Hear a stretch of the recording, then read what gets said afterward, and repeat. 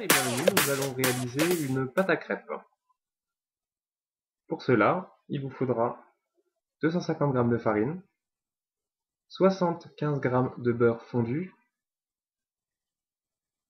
750 ml de lait, entier de préférence, 200 g d'œufs entiers, 20 g de sucre et 5 g de sel, et 25 g d'arôme. Il vous faudra également une calotte, un fouet et une maryse.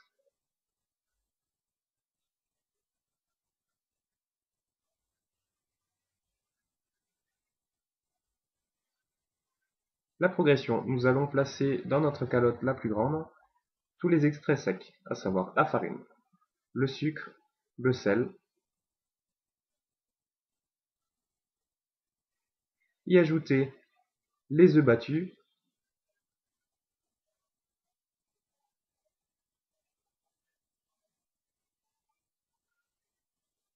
le beurre fondu,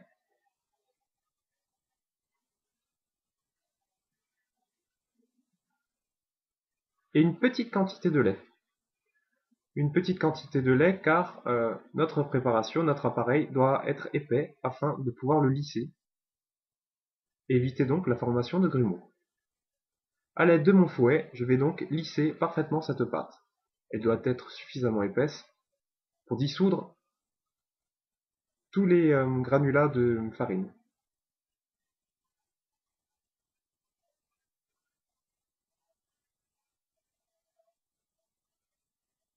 Je n'hésite pas à insister. Si cette pâte est bien lisse, c'est un critère de réussite de votre pâte. Je vais ensuite y ajouter le reste de mon lait,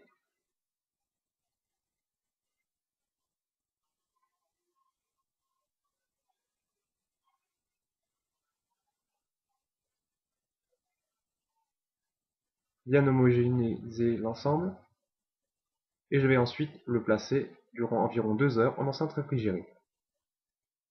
Je peux, dans le cas où j'ai des morceaux de farine,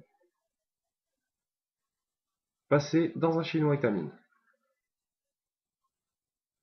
De cette manière, je vais dissoudre cette formation de grumeaux.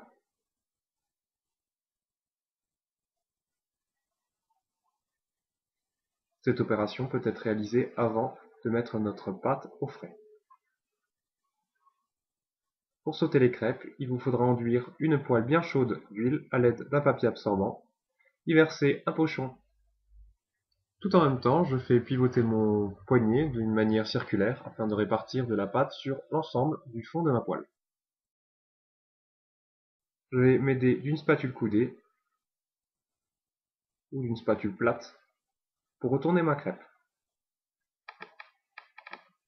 Si votre poêle anti-adhésive est assez récente et dans un bon état, vous pourrez faire sauter vos crêpes.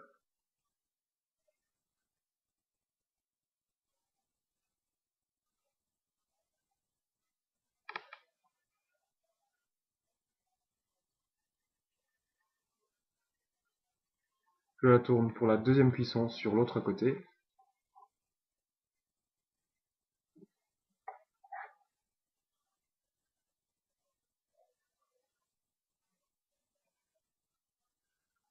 Et je débarrasse sur une plaque ou bien une assiette.